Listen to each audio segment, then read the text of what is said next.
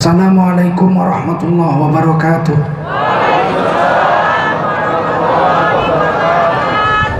Hamdan wa syukran lillah wa salatan wa salaman ala rasulillah wa ala alihi wa sahbihi wa mawalah.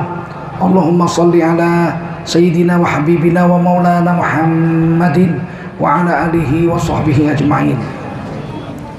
Amma ba'du, qala Allah ta'ala fi kitabihil karim, a'udzu billahi minasy syaithanir rajim. Bismillahirrahmanirrahim.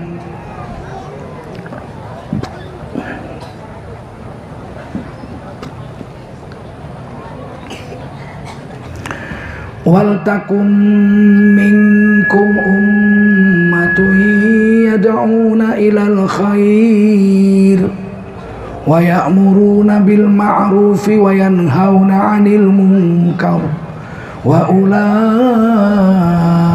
humul muflihun.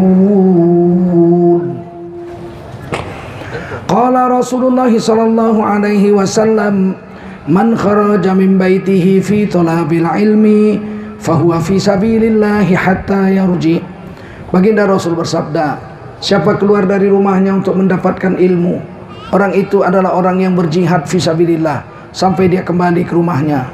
Mudah-mudahan kita semua mendapatkan pahala jihad dari Allah Subhanahu wa taala. Amin. Shadaqallahul azim wa sadaqa rasuluhun nabiyul karim wa nahnu ala dzalika minasy syahidin wasyakirin walhamdulillahi rabbil alamin.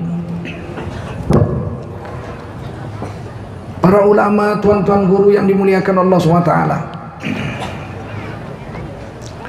para umara yang berhadir yang dimuliakan Allah SWT, keluarga besar PT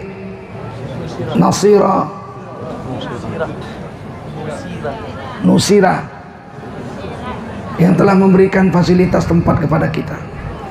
Saya teringat tahun 98 saya pernah sini ceramah dengan Kiai Haji Zainuddin MZ almarhum. Sebelum saya pindah ke Jakarta, 99 saya pindah Jakarta. 98 saya pernah di sini dengan Kiai Haji Zainuddin MZ almarhum. Waktu itu Kapolseknya Bapak Suhadi. Beliaulah yang menangkap dukun AS. Sekarang beliau sudah pangkatnya sudah AKBP.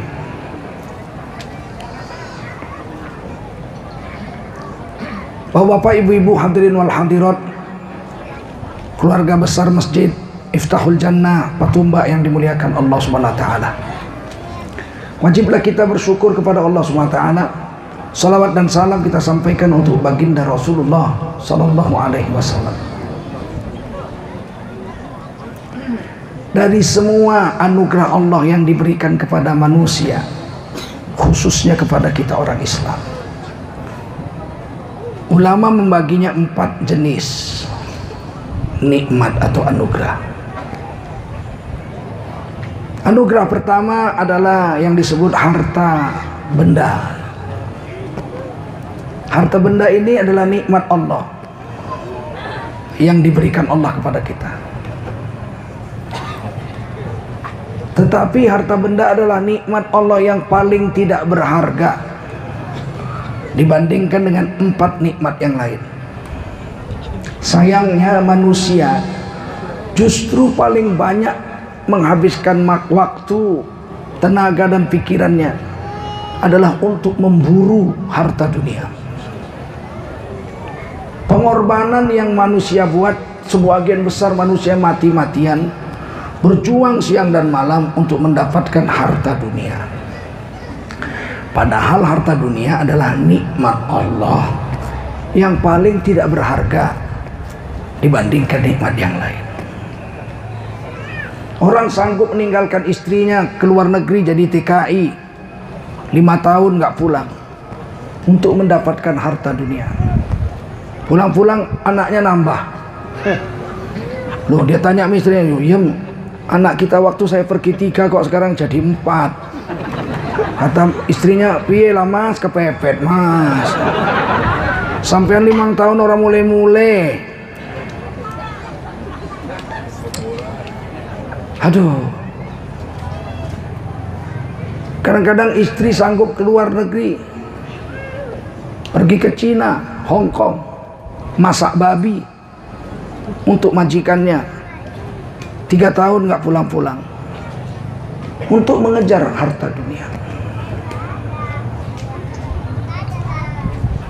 Kadang-kadang orang sampai meninggalkan sholat untuk mengejar harta dunia. Kadang-kadang orang sampai menipu untuk mengejar harta dunia. Orang kadang-kadang sampai mencuri, korupsi untuk mengejar harta dunia. Tidak tidur malam untuk mengejar harta dunia. Seolah-olah harta dunia inilah yang paling penting dalam kehidupan dunia. Padahal tidak. Bekerja cari nafkah disuruh oleh Allah, disuruh oleh Nabi. Disuruh, bukan tidak disuruh. Karena disuruh mencari nafkah, makanya mencari nafkah itu dihitung ibadah. Karena disuruh Allah, wa qul i'malu, kerjalah kamu. Disuruh. Karena ini perintah Allah, bekerja cari nafkah ini, maka harus ikut aturan Allah. Karena yang nyuruh Allah. Kita disuruh majikan kita, pergi kamu ke Jakarta, sampaikan ini berkas-berkas ini ke sana. Ya, kamu di sana 2 hari nginep di hotel. Ini biayanya semua, berangkat. Tentu dia berangkat ke sana mengikuti aturan bosnya. Bukan sampai sana dia pergi ke taman safari, lihat harimau, pergi ke Ragunan, lihat monyet. 2 hari kemudian dia pulang, berkas gak disampaikan. Kerja dia harus dia buat dulu. Ada aturan yang harus dia taati, karena itu perintah majikannya. Mencari nafkah ini perintah Allah, tentu ada aturan Allah yang harus diikuti. Tidak boleh seenaknya kita. Kalau kita bekerja menurut aturan Allah, Nabi bersabda, "Al-kasibu minal halali karimun 'ala Allah Ta'ala." Orang yang cari nafkah dengan cara halal itu manusia keramat di sisi Allah Subhanahu wa Ta'ala. Kita nyari orang keramat susahnya bukan main. Malah sampai nggak ada orang keramat, kuda jadi keramat. Ada keramat kuda kan? Tuh di Matapau kan? Ada keramat gajah, gajah keramat. Cebok aja nggak bisa dia. Kuda keramat. Aduh, mandi junub aja nggak pernah. Yang keramat itu manusia yang soleh, yang taat kepada Allah Subhanahu wa Ta'ala. Salah satunya yang paling jelas dibilang Nabi, orang keramat adalah orang yang mencari nafkah dengan cara halal, banting tulang peres keringat untuk mendapatkan rezeki yang halal. Sudah dapat dia gunakan untuk kasih makan istri dan anaknya dan dirinya, dan menjalankan perintah-perintah Allah. Ini orang keramat di sisi Allah ini. Dulu waktu saya tinggal di Medan, saya naik Vespa. Satu hari saya lewat, ada orang mecahkan aspal. Dulu pecahkan aspal itu dipacul pakai besi yang kayak tanduk kerbau itu. Belakangan ada alat. Alatnya itu kayak letter T gitu. Ditekankan, diborkan ke aspal.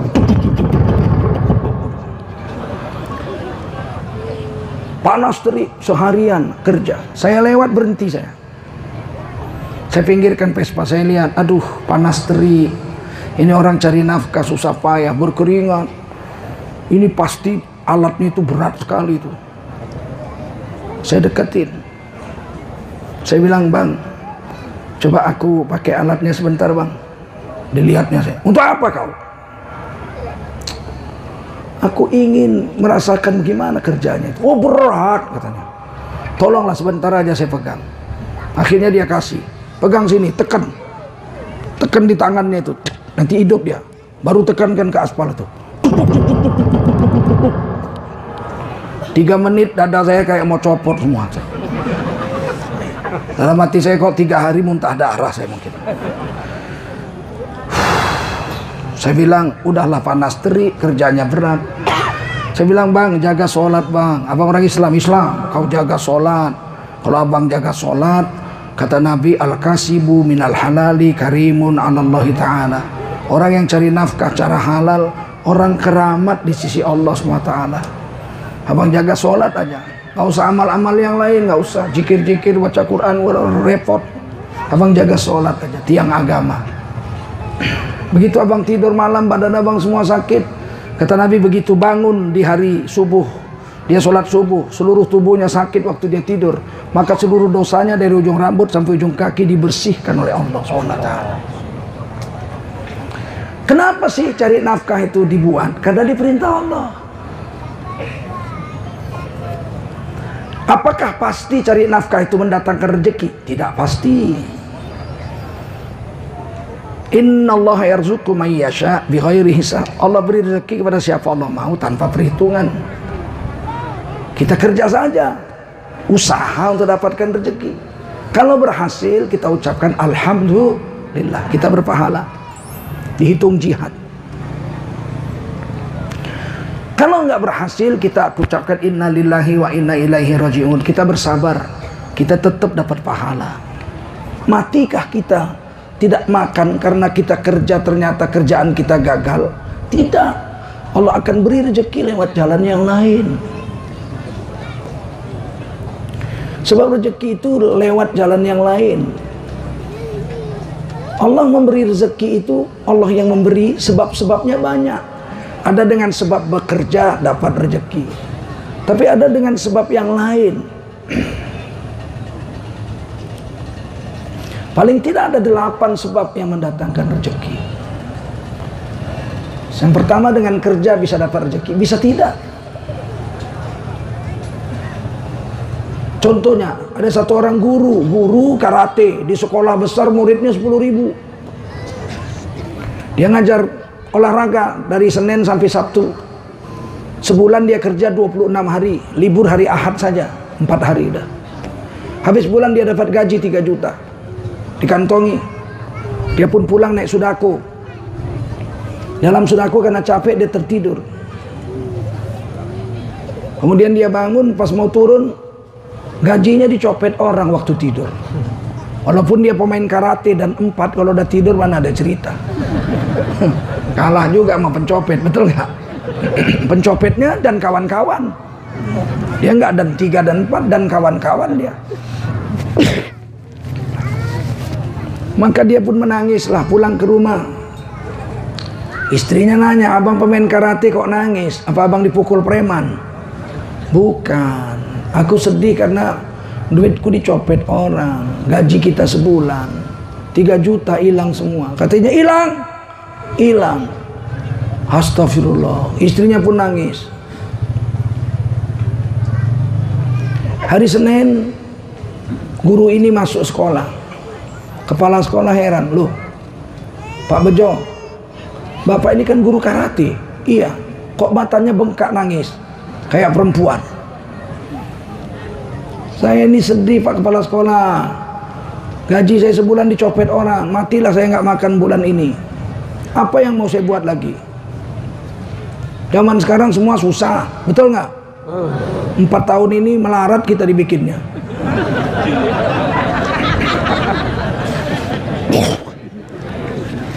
Ya, coba bayangkan zaman ini semua saya ditanya macam mana kabarnya, susah. Jumpa kepala des, Pak Lurah, apa kabar Pak Lurah? Waduh, susah sekarang. Jumpa Pak Camat, apa kabar Pak Camat? Waduh, susah sekarang. Ada pengajiannya aja kalau hadir lihat ustadznya. Kalau ustadz radikal saya bisa dipindahkan. Jadi kalau ada pengajian ya nggak berani datang sekarang, susah. Jumpa Bupati, apa kabar Pak Bupati? Aduh, susah sekali sekarang mah. Waduh, susah. Orang bayar pajak aja nggak mau, nggak ada duit, susah. bupati susah. Jumpa gubernur, apa kabar lu? Gubernur, hanya lu orang nggak tahu, olah masuk penjara 2 tahun lah. Susah juga. Jumpa presiden, apa kabar Pak? Apa sampean nggak lihat badan saya tambah kurus? Susah juga.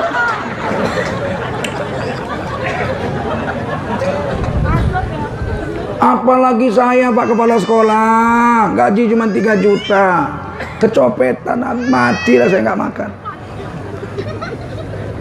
Kata Kepala Sekolah, tenang aja lah, udahlah, nanti saya yang beresin nih. Kata Kepala Sekolah, udah tenang Pak, cepet-cepet tenang, saya yang beresin. Upacara bendera hari Senin, Kepala Sekolah pidato, saudara-saudara, Dewan Guru dan murid-murid sekalian. Guru kita Pak Bejo mendapat musibah, kecopetan, duit gajinya sebulan hilang. Maka saya minta nanti murid-murid dan Dewan Guru nyumbang semampunya untuk mengatasi masalah Pak Bejo. Nanti akan datang ke kelas-kelas kardus untuk ngutip sumbangan. Ada guru yang nanya, kardusnya dari mana? Minta ke KPU dong.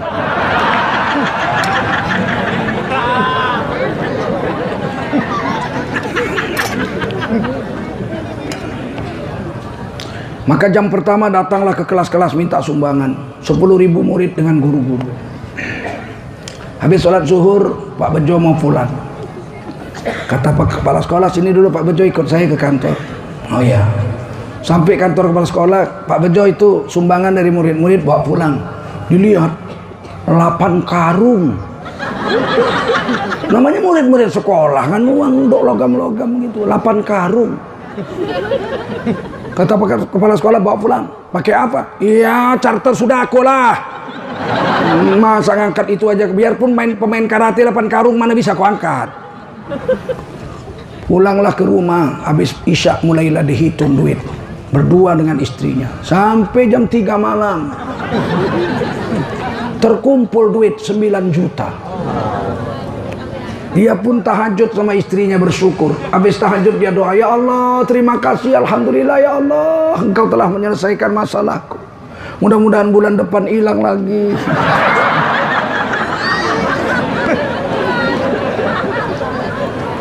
Lumayan hilang duit, hasil kerja hilang, malah dapat 3 kali lipat gaji.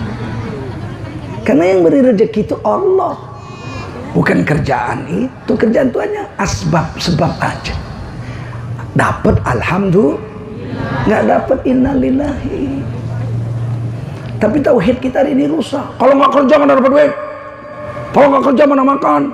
Sehingga akhirnya kerja nyolong, menipu, segala macam dibuat. Padahal berapa banyak orang yang tidak kerja dapat rezeki. Percaya? Berapa banyak orang nggak kerja, siang malam makan minum tidur, makan minum tidur, dapat rezeki, makan minum cukup. Siapa? Orang di penjara. Betul. 10 tahun penjara, makan minum tidur, makan minum tidur. Nggak kerja makan dia. Anak istrinya ditinggal 10 tahun penjara, keluar gemuk istrinya. Mak, kok gemuk kalian? Alhamdulillah bang, selama 10 tahun nggak ada yang nampari aku lagi. Senang hatiku kan. Rezeki bisa datang lewat kerja. Rezeki bisa datang lewat musibah. Bahkan kadang-kadang lewat musibah lebih besar rezekinya. Rezeki kadang-kadang datang lewat sakit. Ada orang sakit, masuk rumah sakit, kuli, kerjaannya kuli, gajinya 70.000 sehari. Makan sehari ya ikan asin, tempe, tahu, kerupuk. Mana bisa ikan bawal? Gaji 70.000 makan ikan bawal? Bisa. Seminggu lagi nggak bisa habis. Loh, gimana caranya? Dicium baunya aja.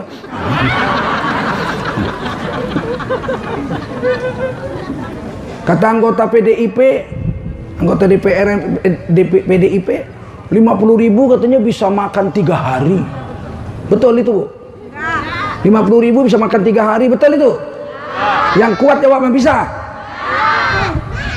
Saya coba juga, besoknya saya belanja di gerobaknya Lek Saring di kompleks saya. Saya mau belanja, saya lihat di gerobaknya itu ada mangga, bagus sekali, mangga harum manis. Saya bilang tuh mangga 2 plastik saya beli. Ya, berapa? 50.000 nih. Saya lihat gitu, mangga 2 kilo 50.000. Bisa makan 3 hari. Bisa sih, tapi mencret. Cuma makan mangga tok. Sekarang hidup tambah susah. Rezeki bisa datang lewat sakit. Ini kuli makan tiap hari kerupuk, tahu tempe, gaji cuma 70.000. Tiba-tiba masuk rumah sakit. Ya Allah, tidur di rumahnya cuma tempat tidurnya dari kayu, pakai alas tikar aja. Begitu masuk rumah sakit pakai tilam busa. Betul nggak? Biniknya di rumah pendek, tonggek, pesek, jelek. Begitu di rumah sakit yang menyuapinya perawat gadis kerudung putih. Cantik pula, macam Syahrini.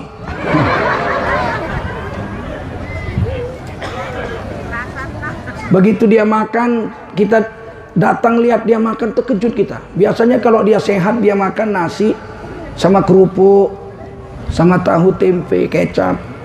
Sekali di rumah sakit dia makan soto ayam. Kejut kita, mak, makan soto ayam kau? Dari mana? Kepala desa datang lihat aku tadi bawa soto ayam. Siap makan soto ayam, buahnya biasa pisang monyet. Begitu sakit apel hijau. Green apple, dari mana? Inilah kawan saya kerja di PT Nasiro.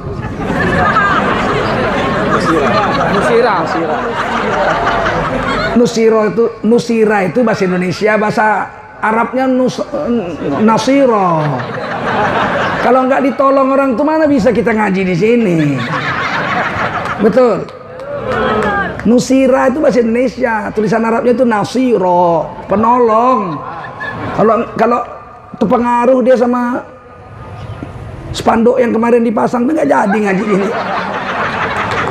Kemarin ada situ spanduk ya nggak? Menolak ceramah hoak katanya. Hoak kepala tuh kau.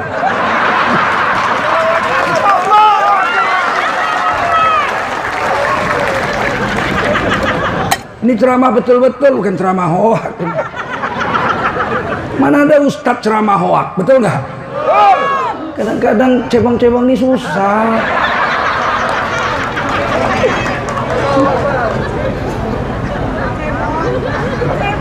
Bilangnya ustadz abal-abal, cuman modal jenggot, serban, jubah, pakai daster, udah jadi ulama. Ya tes lah kalau bisa. Nah coba kau pakai jubah, serban, jenggot, coba jadi ulama kau, ceramah kau. Kalau nggak ama bakdu, ama bakdu, ama bakdu.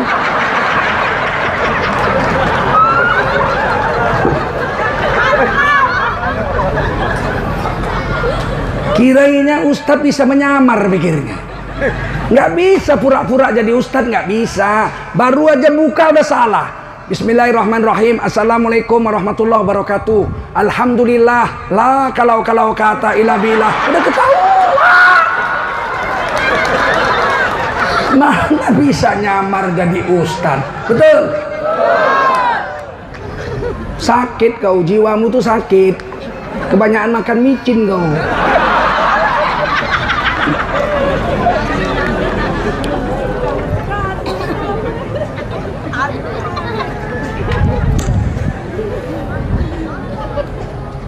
Kadang-kadang rezeki lewat sakit lebih banyak daripada rezeki lewat kerja.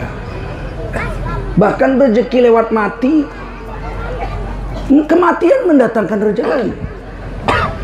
Kadang-kadang rezeki lewat kematian itu lebih besar dari rezeki lewat kerja. Ribuan kali lipat. Dulu ada pekerja, buruh terbaik, diangkat ke Jakarta naik kapal terbang. Baru nikah, istrinya baru hamil 4 bulan. Pergi ke Jakarta dapat penghargaan buruh terbaik se-Indonesia. Pulang naik kapal terbang lagi, ternyata kapal terbangnya mendarat di sawah-sawah. Mati semua satu kapal terbang itu, 100 orang mati semua. Termasuklah buruh terbaik itu mati. Istrinya nangis-nangis, ya Allah, suami baru nikah, baru hamil 4 bulan, mati. Siapa lagi yang akan tempat bergantung saya? Yang cari rezeki selama ini suami saya itu telah mati. Nangis-nangis berhari-hari. Tiba-tiba kira-kira sebulan datang wali kota, datang kepala kantor Garuda Indonesia, datang kepala asuransi jiwa 1912 datang ke rumah perempuan itu, camat, kepala desa datang menghibur, begini, terakhir dikasih amplop. Inilah asuransi kecelakaan kapal terbang dan lain-lain, diserahkan sama istrinya ini. Cuman selembar kertas tipis saja. Begitu mereka pergi, istrinya robek itu amplop, dilihat, cek 1,5 miliar. Hilang nangisnya. Jangan-jangan tahajud malam doa, ya Allah kawin lagi, mati aja lagi nggak apa-apa. Dapat 3 miliar.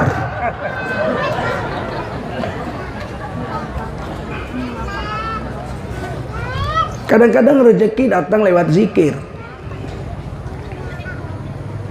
Saya pernah naik bus waktu SMP dari Medan ke Jakarta 12 hari lebih. Kalau naik kapal laut Tampo Mas 2 hari sampai. 2 hari 2 malam waktu itu, karena singgah di Muntok, singgah di Batam. Saya naik bus, jalannya masih jalan tanah. Kadang-kadang nyebrang sungai itu pakai rakit. Tapi kan anak muda memang mau jalan-jalan, ya mau aja, seneng. Sampai Bukit Tinggi, dingin. Kita sholat subuh situ. Jam 7 baru berangkat lagi, jadi sempat sarapan pagi, segala macam, mandi. Saya naik ke bus, duduk paling depan. Kira-kira jam 7, bus sudah mau berangkat, udah semua orang udah naik. Tiba-tiba di belakang saya dengar orang berzikir. Subhanallah walhamdulillah wa la ilaha illallah wallahu akbar. Subhanallah walhamdulillah wa la ilaha illallah wallahu akbar. Lagunya sampai sekarang saya masih ingat itu. Subhanallah walhamdulillah wa la ilaha illallah wallahu akbar. Saya lihat ke belakang, ada apa sih? Rupanya ada orang buta. Orang buta berzikir sambil mengulurkan tangan. Subhanallah alhamdulillah wa la ilaha illallah. Subhanallah. Sampai depan. Saya kasih, terus dia turun, saya ikut turun. Saya tanya, Mbak aku kerja kok? Aiko lah, cara awak mengalih mata ndak ada lah, ilah butuh. Gitu bahasanya. Oh, dapat rezeki kok, ya iya. Bara sehari dapat. Kadang-kadang 40.000, kadang-kadang 70.000, manjang. Ongkosku ke Jakarta aja cuma 20.000. Dia bisa dapat 40.000 sehari, kalah gaji menteri. Padahal dia cuma zikir main-main aja. Subhanallah, alhamdulillah. Bayangkan kalau dia zikir betul-betul, berwudu, sholat 2 rakaat, berdiri, kemudian duduk di sajadah, dia zikir sampai menangis. Subhanallah. Bagaimana rezeki yang Allah beri kepadanya? Rezeki datang lewat zikir. Bahkan zikir bisa menyelesaikan seluruh permasalahan hidup kita. Hari ini kita nggak yakin aja, ada masalah, kita usaha cari orang sana pergi sini, minta tolong koramil, minta tolong kapolsek, minta tolong preman, nggak tembus juga, terakhir minta tolong dukun. Datang ke dukun, pakai assalamualaikum pula sama dukun tuh. Assalamualaikum wa dukun. Dukun tuh mesti seram mukanya, nggak ada dukun ganteng. Kalau dukun tuh mesti jorok-jorok dikit, itu kumal-kumal dikit, itu pasti rambut gondrong biar serem itu. Dukun rambut gondrong supaya serem. Silakan duduk. Wow. Ada Wak Dukun sedang mengobat pasiennya. Banyak dia itu. Ada keperluan apa? Anakku, kok wajahmu kusut, auranya tertutup. Banyak kali cincong kali. Si perempuan ini pun bilang banyak masalah Pak, saya ngadu ke Ramil, ngadu ke Polsek, ngadu ke camat, nggak beres Pak. Apa sih masalahnya?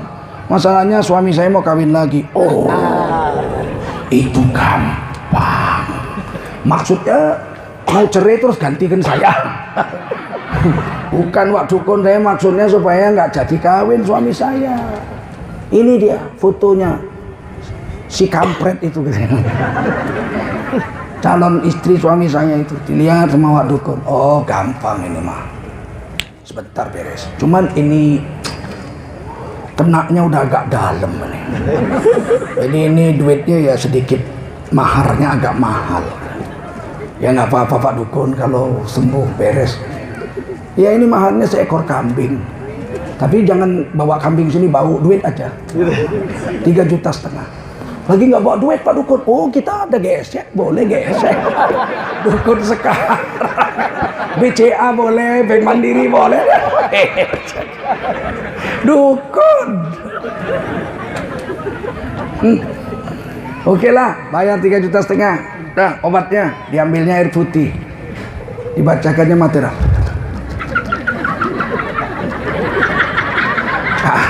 Habis itu ada yang bunyi minyak si tuang dalam kuali, berdiri kayak beruang, berduduk kayak babi.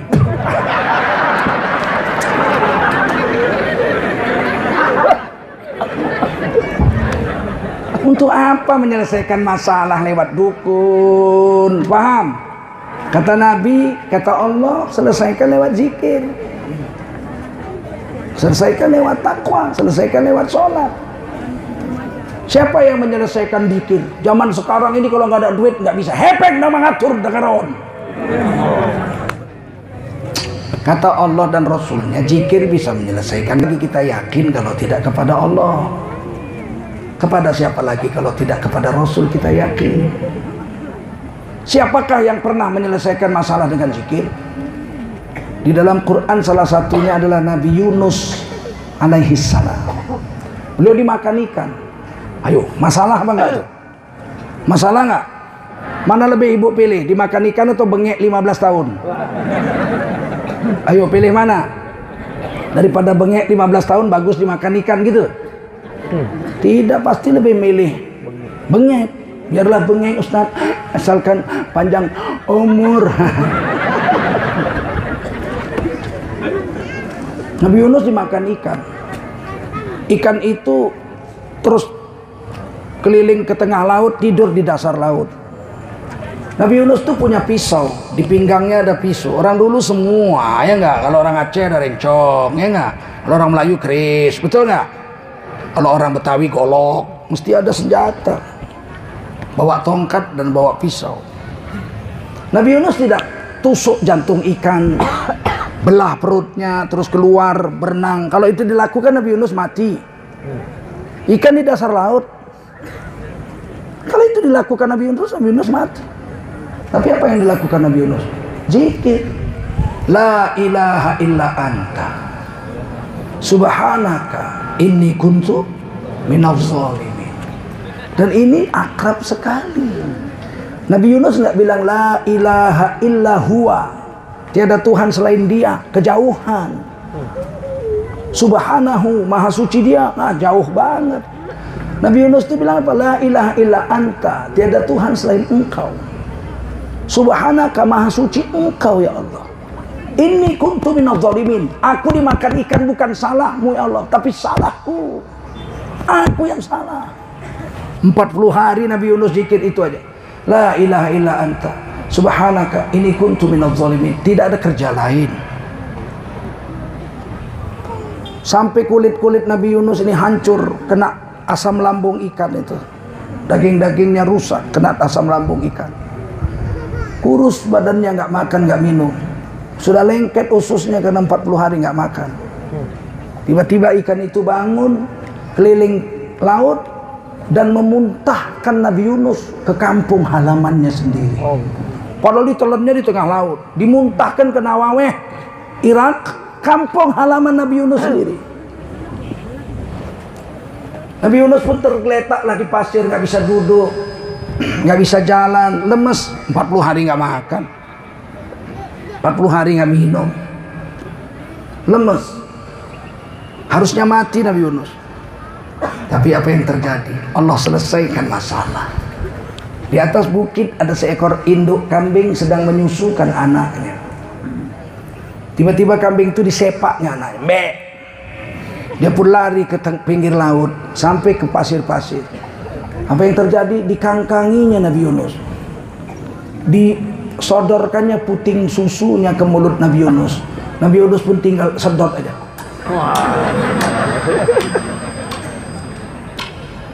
Sampai kenyang Nabi Yunus, kambing itu pergi makan rumput lagi. Sekian jam kemudian Nabi Yunus datangi lagi oleh kambing itu, dikangkangi lagi. Nabi Yunus minum susunya. Ternyata obat kulit yang paling bagus itu susu kambing. Kulitnya udah hancur kena asam lambung perut itu, minum susu kambing mulus lagi, daging-dagingnya bersih. Kemudian Nabi Yunus sudah kuat duduk, di sampingnya tumbuh pohon labu.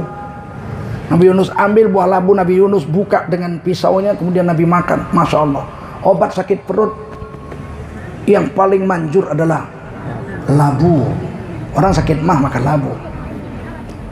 Kemudian minum susu kambing. Begitu Nabi Yunus selesai, Nabi Yunus pulang ke kampungnya. Ternyata satu kampungnya yang kafir-kafir semuanya ada masuk Islam semuanya. Karena sudah datang awan hitam bergulung-gulung mau memusnahkan mereka. Mereka bilang Nabi Yunus benar, ini gara-gara kita kafir telah datang azab. Maka mereka cari Nabi Yunus, sudah pergi. Mereka sujud tobat sama Allah. Ternyata mereka semua masuk Islam, tobat, awan hitam pergi. Nabi Yunus bilang, kenapa kamu tidak mati dengan azab Allah? Karena kami sudah tobat masuk Islam semua. Tapi kami cari-cari Nabi sudah berada, kemana aja Nabi?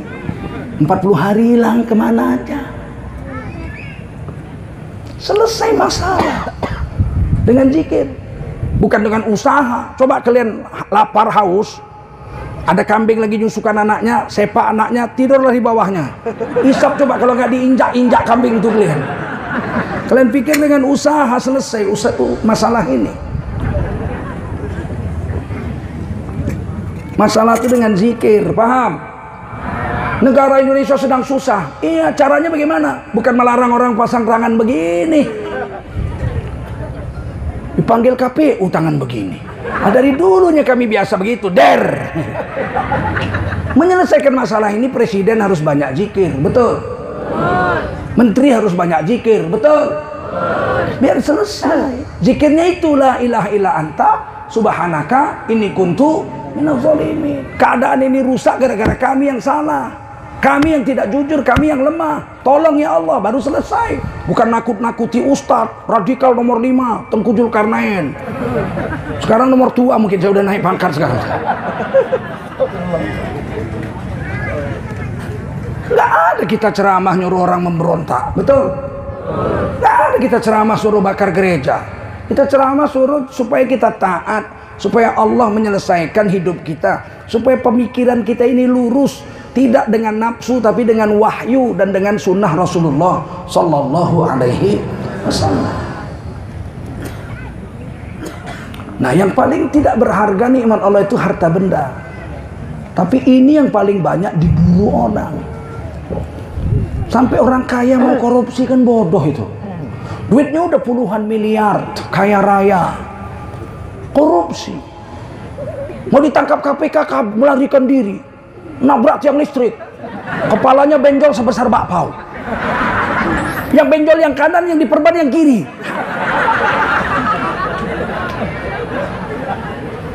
Kenapa sih udah kaya aja kok nyolong lagi sih? Karena dia pikir harta benda yang paling berharga. Padahal tidak. Adakah yang lebih berharga dari harta benda? Ada. Apa? Sehat. Apa? Sehat.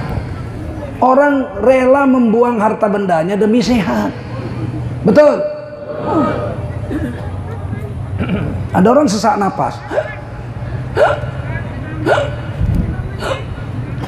Udah seminggu, bawa ke dokter diperiksa. Kata dokter, wah hasil pemeriksaan setelah di-scan, Bapak mengalami penyumbatan jantung. Sudah 80% nggak bisa lagi dipasang ring. Jadi harus dioperasi. Dibelah. Ini urat-urat yang sudah sumbat 80% ini diganti dengan urat kaki Bapak. Berapa lama itu operasinya dokter? Ya sekitar 6 sampai 12 jam lah. Mak, biayanya berapa? Kira-kira 1 kijang Innova lah, kata dokter. Aduh dokter, aku mendapatkan kijang itu 5 tahun ku tinggalkan bini, ku jadi TKI. Pulang-pulang nambah anak lagi. Macam mana aku mau menjual mobil itu demi sehat? Kata dokter, terserah. Kalau mau sehat, jual mobil saya obati. Kalau kamu sayang mobil, silakan pulang, nggak usah berobat. Kalau saya nggak berobat bisa hidup? Enggak, jiun. Jiun itu apa sih dokter? Innalillahi wa inna ilaihi rajiun. Terus dia bilang apa? Kalau begitu ialah dokter, biarlah aku nggak punya mobil, asal jantungku sehat. Ternyata lebih penting sehat daripada harta.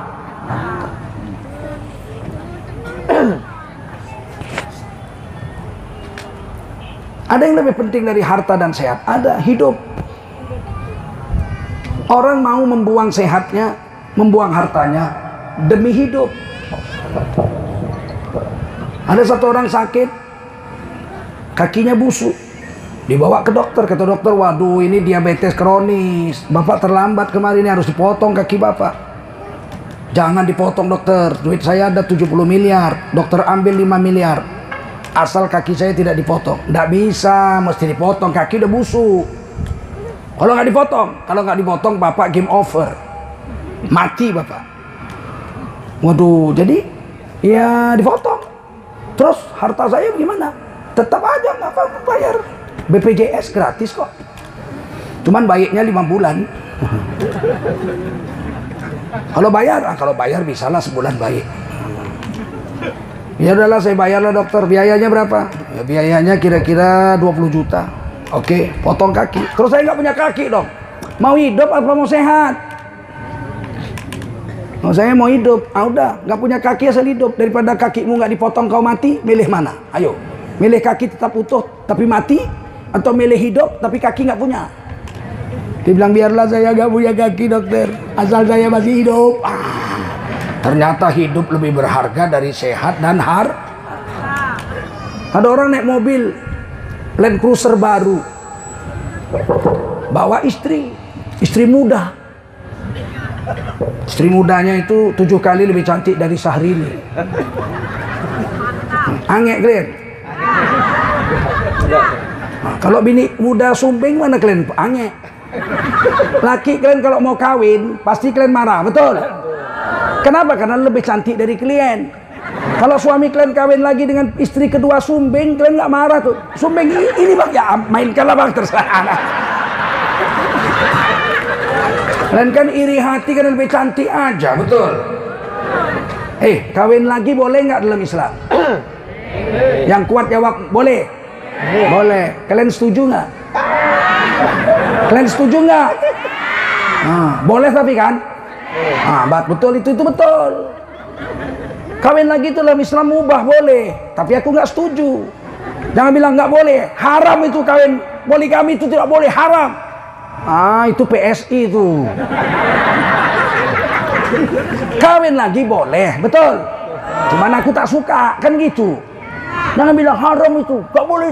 Kalau poligami dilarang, Ibu Megawati nggak lahir. Paham? Foto presiden di istana hilang 1. Bung Karno, Pak Harto, Pak Habibie, Gus Dur. Yang kelima nggak ada fotonya. Ke-6 SBY, ke-7 Pak Jokowi. Loh, yang kelima mana? Nggak lahir, poligami nggak boleh. Bung Karno kan poligami, betul nggak? Makanya jangan asal jeplak lu, PSI. Lu nggak tahu orang Islam tuh 230 juta di Indonesia, betul? Mari kita sama-sama tidak usah coblos dia. Setuju? Setuju. Ini karena belum apa-apa udah lancang. Kami kalau menang kami akan larang perda syariah. Enak aja kau. Perda syariah itu untuk mengamankan daerah dari maksiat, betul? Di Riau itu anak sekolah semuanya kabupaten kota ada 12, semuanya itu diwajibkan mengaji. Asal udah azan maghrib sampai azan isya nggak boleh ada anak sekolah di jalan-jalan, semua harus masuk masjid ngaji. Kalau ada anak usia sekolah di jalan antara maghrib isya ditangkap sama Satpol PP, dibawa ke masjid, bukan dibawa ke Kapolsek, bukan. Itu perda. Kalau itu dihapus bagaimana? Ini asal jeplak aja. Orang sekarang ribut dengan syariat Islam, poligami. Giliran jual apem 80 juta diam aja kau.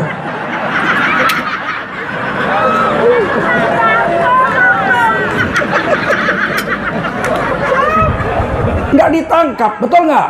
Pelakunya nggak ditangkap, yang menjinahinya nggak ditangkap, yang ditangkap celana dalamnya aja warna biru. Aku pun nggak ngerti Indonesia nih, aduh, rusak kali, betul nggak? Cocoknya ganti presidennya, cocok nggak?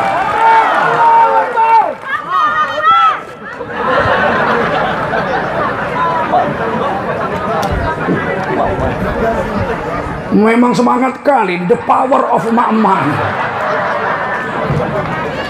Harus, kapan lagi nih Pak Ustaz? Nah,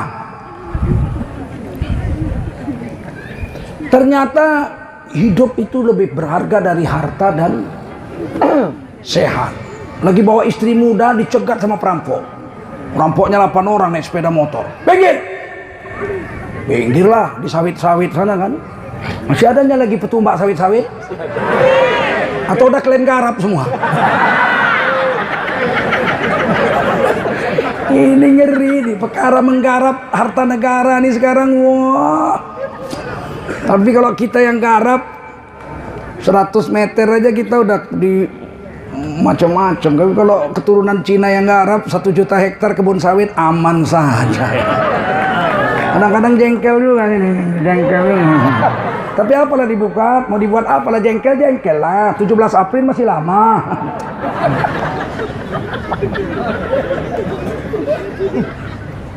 Awak tengku, tengku saya asli tengku. Dari ujung rambut sampai ujung kaki tengku asli.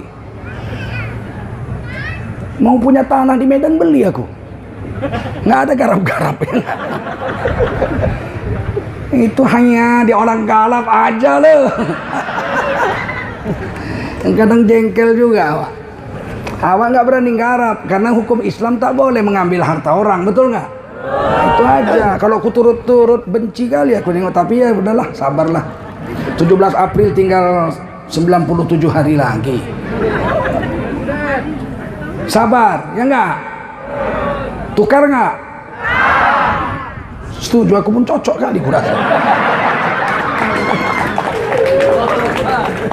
Jadi kata perampok tuh, pinggir! Minggir lah orang kaya nih. Naik cruiser, bawa bini muda. Pilih harta atau nyawa. Gemetar dia. Jangan ganggu nyawa saya. Harta, ambil semua. Ini kacamata, HP, handphone ini, cincin saya, peci saya, celana saya, sepatu, ambil semua. Mobil juga ambil, nggak apa-apa. Ambil semua, dompet ambil semua. Bini kau ambil juga nggak apa-apa. Saking berharganya nyawa ya, bini pun boleh ambil. Ini Tara salah boleh ambil, bini boleh ambil. Asal nyawa Tara ganggu.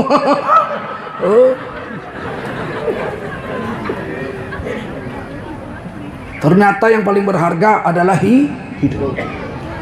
Harta kekayaan itu paling tidak berharga, Bu, tapi ibu pikir itu yang paling bagus. Bapak-bapak pikir, wah kalau kaya hidup senang, kan begitu kan? Kalau hamba kaya, tidak alang-alang gembiranya hati hamba. Hamba pergi beli mie sop, tekalah hamba dengan si Ahmad tuh. Mie sop 3 mangkok. Yang banyak garpunya. Karena si Ahmad makan mie sop pakai garpu, ya nggak? Aku PT kalah 3, bikin 9 garpunya. Bikinnya garpu dimakan juga. Nggak mau kalah aku. Pikirnya kalau kaya dia bahagia. Tidak.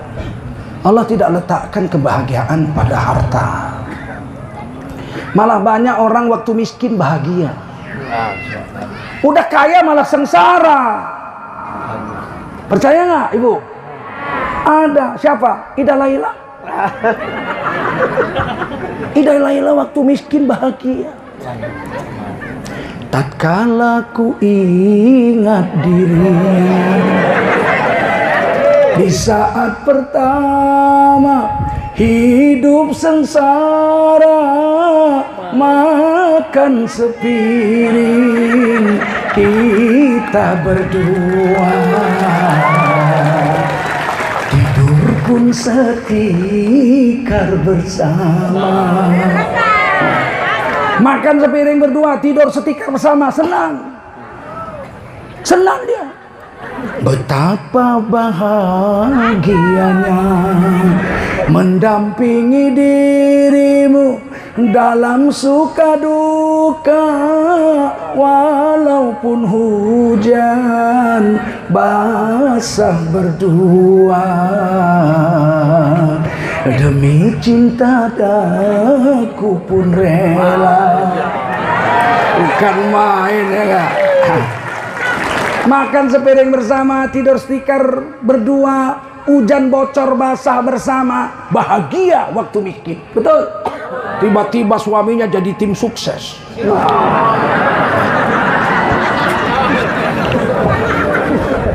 Ini nih kalau mau cepat kaya sekarang jadi tim sukses, itu cepat kaya. Insya Allah cepat kaya. Yang lebih cepat kaya lagi jadi penjilat. Kalah tim sukses sama penjilat.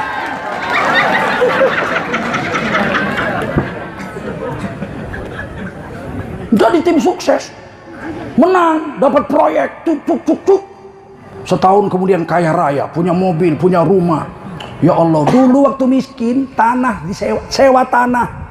Lantainya tanah, dindingnya tepas bambu, atapnya rumbia. Tapi bahagia. Pulang ke Kuala Simpang, ditutup aja pintunya. Sama bininya pulang. Tetangga nanya, kemana? Balik kampung.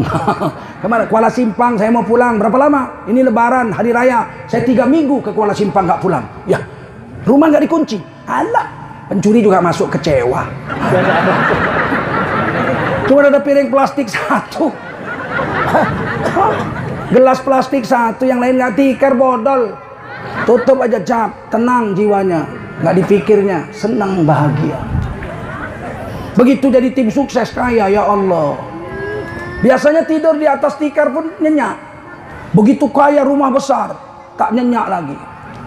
Harta banyak, emasnya 1/2 kilo. Bininya kalau arisan dipakai semua 1/2 kilo, terjulur di dapur. Saking beratnya kalungnya. Apa yang terjadi? Terpaksa buat lemari dari jati, kayu jati. Emas dimasukkan ke dalam kotak. Kotaknya disimpan dalam laci. Kotaknya dikunci. Kotak masuk dalam laci. Lacinya dikunci.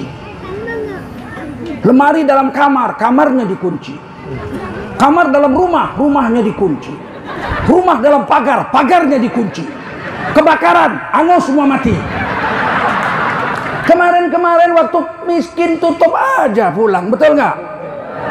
Apakah dia jadi nyenyak tidur? Tidak. Pasang satpam lagi. Setiap jam satpam pukul lonceng. Teng, jam 1. Teng, jam 2. Teng, jam 3. Satu hari satpam pukul. Teng, jam 2. Bangun dia, dipanggil. Satpam sini lo. Ada apa tuan? Jam berapa sekarang? Jam 2 tuan. Gondolmu jam 2. Sekarang masih jam 1 tahu. Rupanya satpamnya tidur, dia nunggu lonceng. Jangan dipikir kalau hidup miskin tidak bahagia, kalau hidup kaya bakal tenang bahagia. Tidak benar. Begitu kaya, ya Allah. Dulu waktu miskin, Sabtu Minggu libur jadi satpam. Libur bikin keripik ubi disambal. Istrinya yang menggoreng, dia yang memotongi keripik ubi. Cak disambal, dijual di SD negeri. Berkeringat bininya dilapnya pakai. Sabar sayang. Abang masih miskin. Kita berjuang sama-sama jual keripik ubi. Siapa tahu dalam ubi ada emas. Udah gila. Istrinya pun dipeluk lakinya, langsung letakkannya wajahnya di ketiak suaminya tuh. Nggak bau deh, asam sedikit banget. Bahagia waktu miskin, betul. Jual keripik ubi di SD negeri. Sabtu Minggu suami ikut memotong. Tiba-tiba udah kaya, udah jadi direktur. Sabtu Minggu tak pulang lagi. Istrinya bingung, Sabtu Minggu nggak pulang. Ditelepon suaminya, bunyi handphone suaminya, kriung kriung kriung kriung, tertulis itu Kopassus. Laki ini pun kurang ajar, asal bini dibikinnya Kopassus. Kalau selingkuhannya dibikin direktur utama. Tengok Kopassus, terus saja kriung-kriung, diangkatlah. Apa kabar ini? Bang, Tio, abang di mana? Lagi di jalan. Abang, kenapa Sabtu Minggu nggak pernah lagi pulang, bang? Ya nggak ada keripik ubi lagi mau dibuat. Ya tapi kan kita bisa senang-senang, bang. Sabtu Minggu dulu kita susah, sekarang udah senang. Pergi sama-sama, kenapa sih, bang? Nggak bisa. Saya ini lagi turne tahu, turne. Kata istrinya, oh turne ya bang. Iya, hati-hatilah kalau gitu abang turnenya ya. Iya, matikan HP. Selingkuhnya nanya, turne itu apa bang? Turu kono turu kene.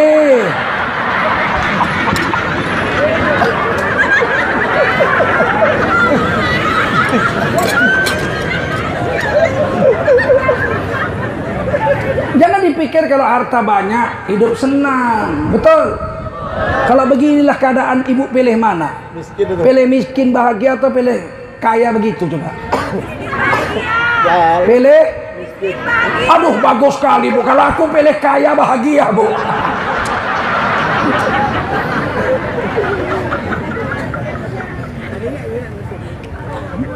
Alangkah salahnya orang menganggap kalau kaya bahagia. Ada orang kaya bahagia, ada. Tapi tidak kurang banyaknya orang miskin tapi berbahagia. Sebab Allah tidak letakkan kebahagiaan pada harta yang banyak.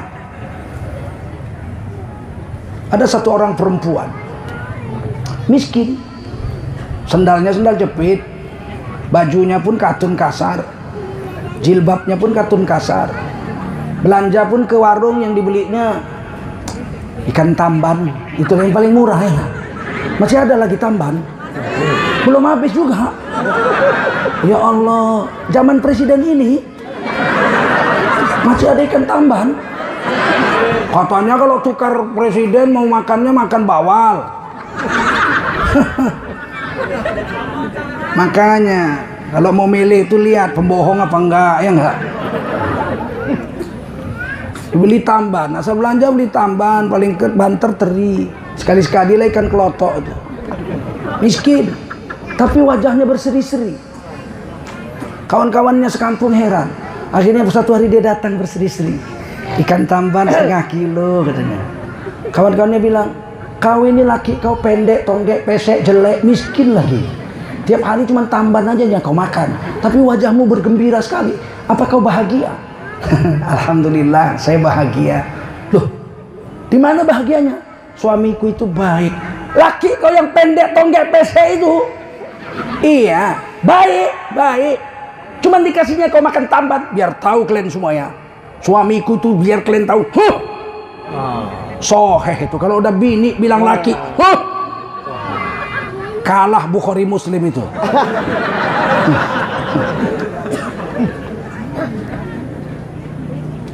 Tiba-tiba ada orang kaya belanja ke mall, bajunya sutra, sepatunya kulit rusa,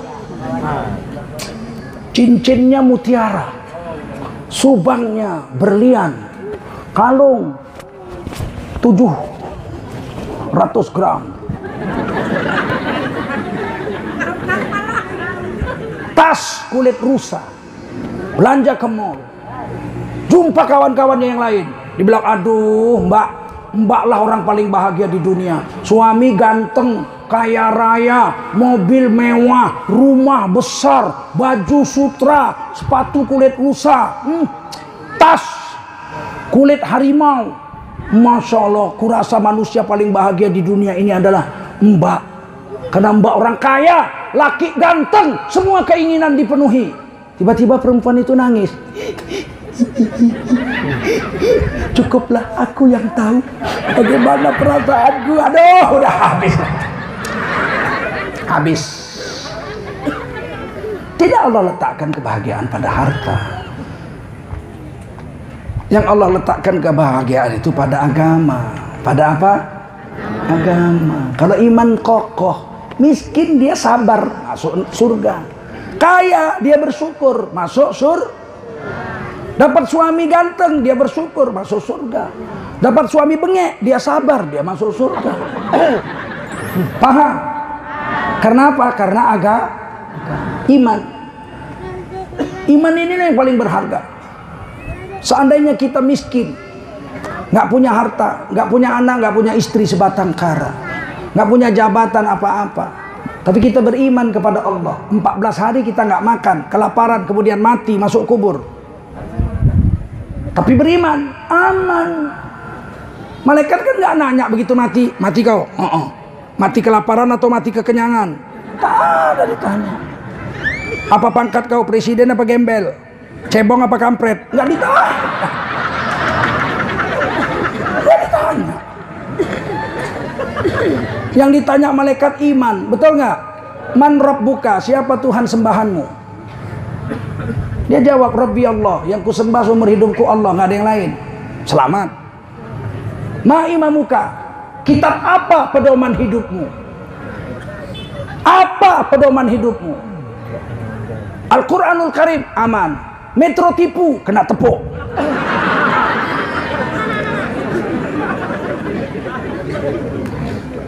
Yang ketiga ditanya, man nabiyuka, siapa nabimu?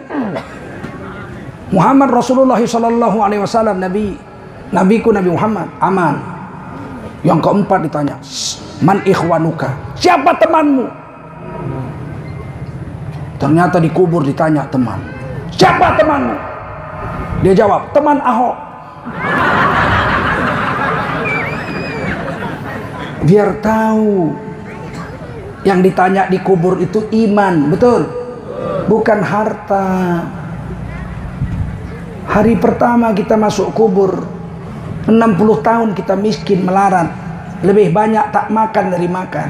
Tapi begitu hari pertama masuk surga dalam keadaan beriman, Allah luaskan kuburannya seluas-luas mata memandang, dihamparkan karpet dari surga firosh, kemudian dia ditidurkan di atas karpet itu, kemudian amal solehnya berubah wujud menjadi makhluk yang gagah, menjaganya dari sengatan, ular, lipan, kalajengking, kuman-kuman, cacing-cacing dijaga.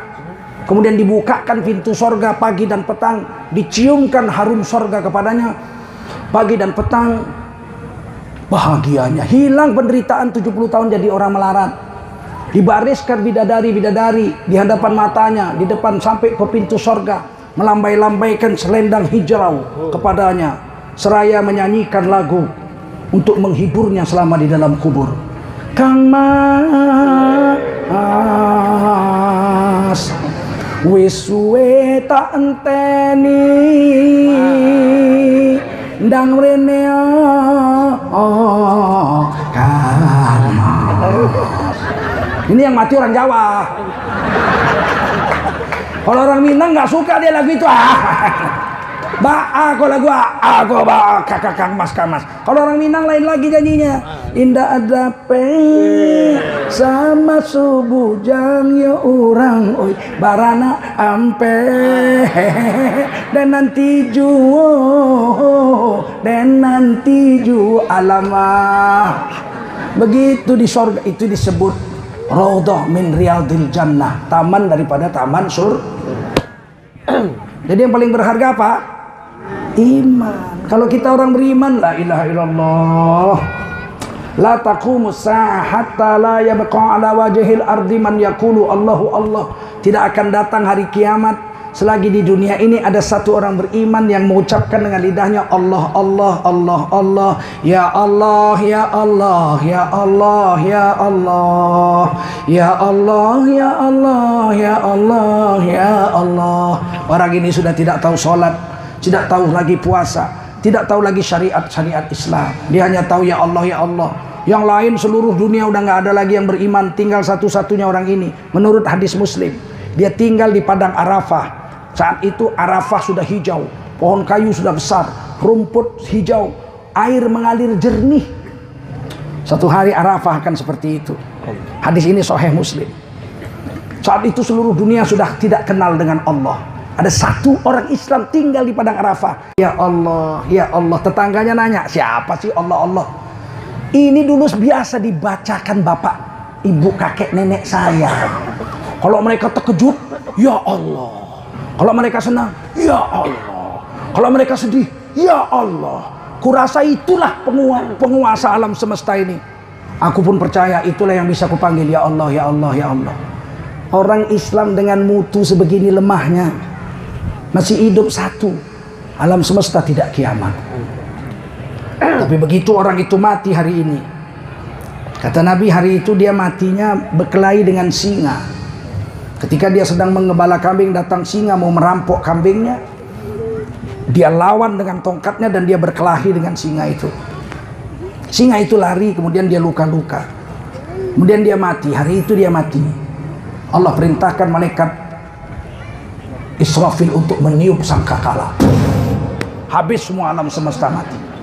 Tidak ada harganya ini bintang-bintang langit, semua ini kalau di dunia ini tidak ada satu orang beriman. Paham? Hari ini orang beriman dicurigai. Yang memerdekakan Indonesia ini 90% orang Islam, betul? 10% lagi kongsi-kongsi 10 agama yang lain, betul? Dan yang paling istiqomah, konsekuen menjaga NKRI ini orang Islam, betul? Kalau orang Islam semuanya berkhianat, bubar di negara, betul? Kenapa NKRI masih berjaya? Sebab kita masih setia dengan NKRI ini, betul? Kenapa kita setia? Karena yang memerdekakan 90% nenek-nenek kita adalah orang Islam. 10% agama lain kongsi-kongsi. Disusunlah negara ini Pancasila sebagai falsafah negara, betul? Dasar negaranya ketuhanan yang Maha Esa. Falsafah Pancasila, Pancasila bukan dasar negara. Pancasila itu falsafah negara, cara pandang negara. Negara kita ini, negara ini harus berketuhanan yang Maha Esa, harus berkemanusiaan yang adil dan beradab, harus berpersatuan Indonesia, nggak boleh pecah belah, harus berkerakyatan yang dipimpin oleh hikmat kebijaksanaan dalam permusyawaratan garis miring perwakilan, harus berkeadilan sosial bagi seluruh rakyat Indonesia. Itu falsafah. Terus kita kuliah di USU, saya kuliah di USU, ada mata pelajaran falsafah Pancasila, betul? Filsafat Pancasila. Pancasila itu filsafat, falsafat negara, bukan dasar negara. Dasar negara itu ketuhanan yang Maha Esa. Lihat pasal 29 ayat 1. Negara Indonesia adalah negara yang berdasarkan ketuhanan yang Maha Esa. Negara Indonesia adalah negara yang berdasarkan ketuhanan yang Maha Esa. Dasar negara kita ketuhanan Maha Esa. Artinya tidak boleh ada kebijaksanaan negara, kebijaksanaan kepala desa sampai presiden, kebijaksanaan organisasi atau pribadi yang melanggar agama di Indonesia ini, nggak boleh ada. Misalnya pabrik minuman keras, nggak boleh ada di Indonesia, karena itu melanggar pasal 29 ayat 1. Tidak ada agama yang membolehkan mabuk, betul? Maka tidak ada pabrik minuman keras. Ada apa enggak? Harusnya nggak ada. Rumah pelacuran nggak boleh ada, karena semua agama melarang melacur, betul? Tidak boleh ada rumah perjudian, karena semua agama melarang berjudi. Ini negara berdasarkan ketuhanan yang Maha Esa. Dan yang paling konsekuen menjaga itu orang Islam. Nggak pernah ada ketangkap, ada rumah judi ketangkap, diperiksa, yang punya Haji Jainuddin. Mungkin itu? Nggak ada. Ditangkap rumah pelacuran yang punya Hajah Jubaidah, ada? Nggak ada. Justru orang Islam yang paling konsekuen menjaga NKRI tetap berdasarkan ketuhanan yang Maha Esa. Pasal 2 29 ayat 2. Negara menjamin tiap-tiap negara untuk memeluk agama garis miring kepercayaan dan menjalankan agama garis miring kepercayaannya masing-masing. Negara menjamin kita 100% menjalankan ajaran Islam. Negara menjamin. Negara menjamin orang Hindu yang kurang dari 1%. Tinggal di Bali, mereka 85% di sana. Seluruh total Indonesia kurang dari 1%. Negara menjamin orang Bali untuk memeluk agama Hindu dan menjalankan ajaran Hindu. Betul. Hari Raya Nyepi mereka bikin peraturan daerah. Semua api harus mati. PLN nggak boleh hidup. Kapal terbang nggak boleh mendarat, nggak boleh terbang. Airport internasional Gusti Ngurah Rai Bali ditutup. Tidak ada airport di dunia yang ditutup kecuali hanya di Bali. Kenapa boleh? Karena negara menjamin tiap-tiap negara untuk menjalankan agama. Dan kita mengatakan lakum dinukum. Hari Jumat jatuh, hari raya Nyepi.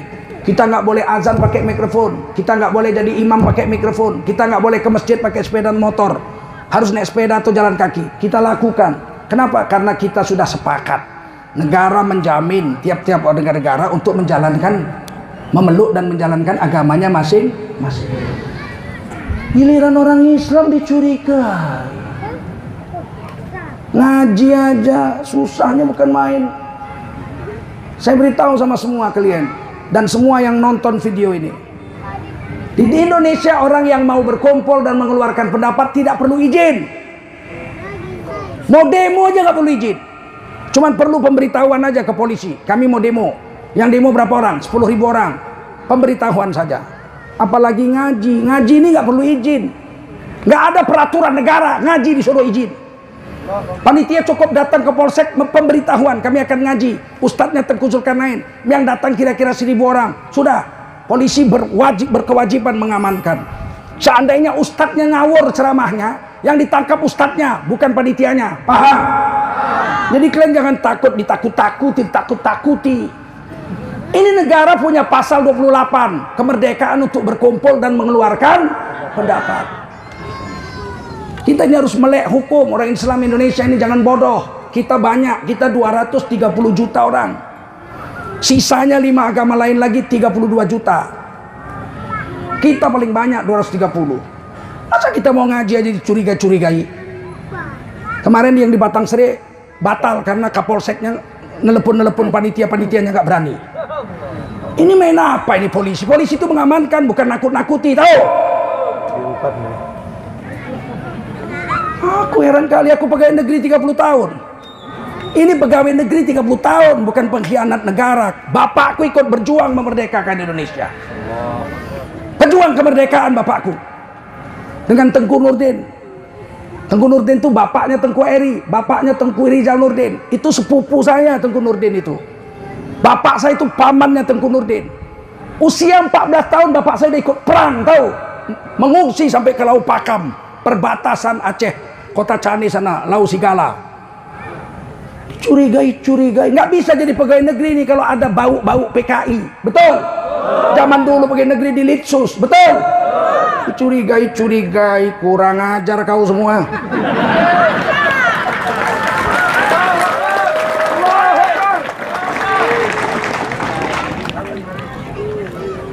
Saya jelas bapak saya siapa? Tengku Rafiuddin. Siapa kakek saya? Dokter Saudin. Dokter kakek saya. Bukan orang miskin-miskin.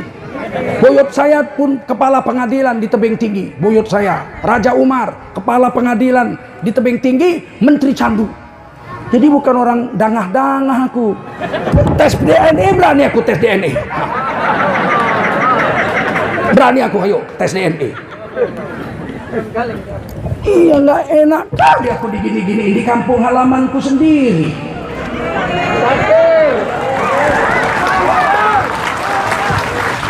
Saya ini lahir di Putrijo, rumah sakit PTP 9 dulu namanya rumah sakit PPN. Perusahaan perkebunan negara. Bapakku direktur keuangan waktu di situ. 10 orang yang punya Mercy Belalang, bapakku punya Mercy Belalang. BK 1962, tahun 1962, bapakku udah punya Mercy, mobil Holden, tahu? Bukan dangah kaleng-kaleng aku.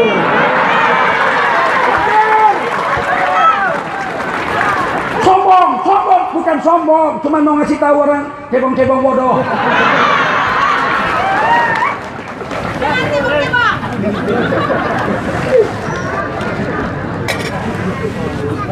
Keluarga kami pun bukan dangan-dangan. Adik bapak saya yang nomor 2 perempuan, suaminya kolonel polisi. Kombes sekarang namanya, dulu kolonel. Waktu masih ABRI kolonel, sekarang kombes. Bukan kempes, bukan kombes.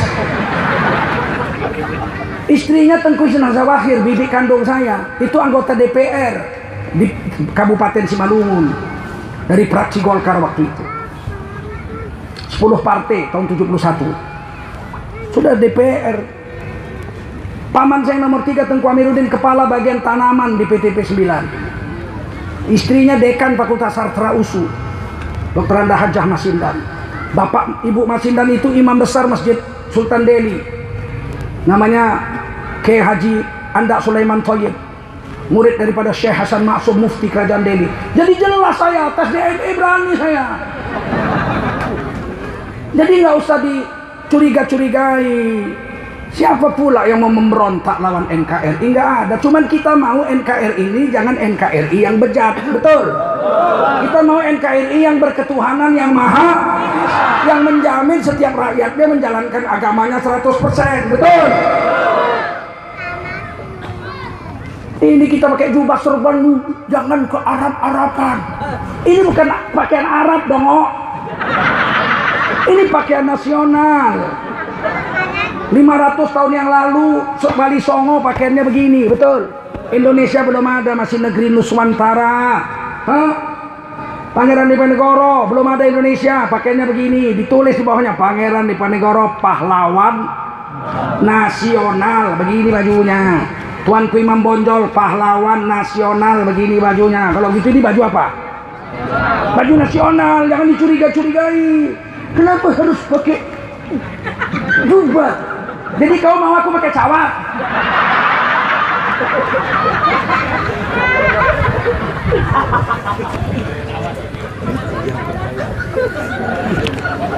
Dia pakai jas baju Belanda aja kita nggak protes, betul? Kita pakai jubah nyinyir dia. Dia pakai jas baju penjajah Belanda, nggak kita bilang jadilah Indonesia jangan jadi penjajah Belanda, nggak kita bilang begitu. Giliran perempuan kita pakai cadar harus dibina, harus dibina. Yang perlu dibina tuh nenek-nenek sudah gelar hajah umur 60 tahun masih pakai rok sepan. Itu yang perlu dibina, betul? Kucing aja buang muka lihat dia.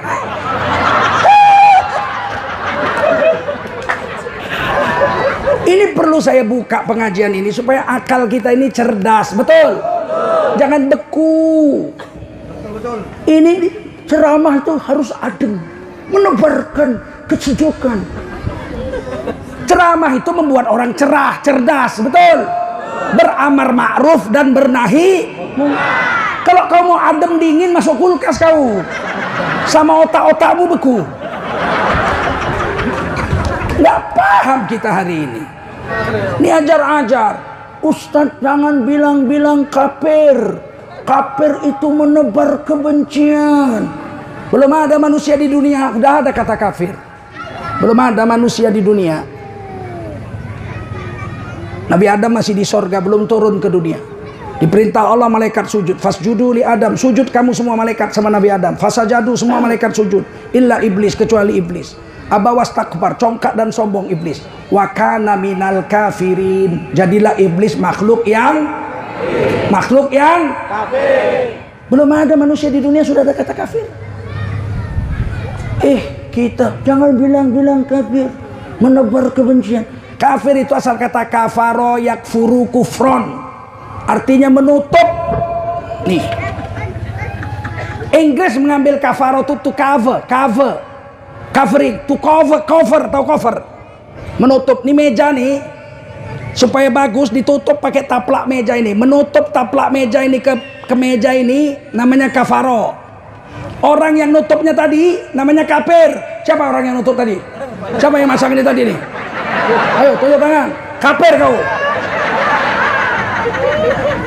Nggak ada benci-benci di situ. Kok sekarang disetel kalau bilang kafir menebar kebencian. Kita harus toleransi. Toleransi itu lakum dinukum. Kita nggak urus agama dia, dia jangan urus agama kita. Sekarang ini mau diselewengkan. Harus gaya Nusantara. Toleransi itu orang pakai jilbab kalau perlu nyanyi gereja. Gile. Ada orang sekarang sholawat di gereja. Salatullah salamullah ala toha rasulillah. Lagu Malam Kudus, Malam Kudus sunyi senyap, diganti salatullah salamullah. Kau selawat di gereja, siapa yang mau dengar? Siapa yang mau dengar kau selawat di gereja? Bagus kau selawat di bawah pohon asam Tuhan. Malam-malam jam 1 malam selawat kau situ, ikut jin selawat situ. Nggak ngerti kita sekarang hari ini agama kok dirusak seperti ini. Betul? Kalau tidak begitu tidak Nusantara. Apa?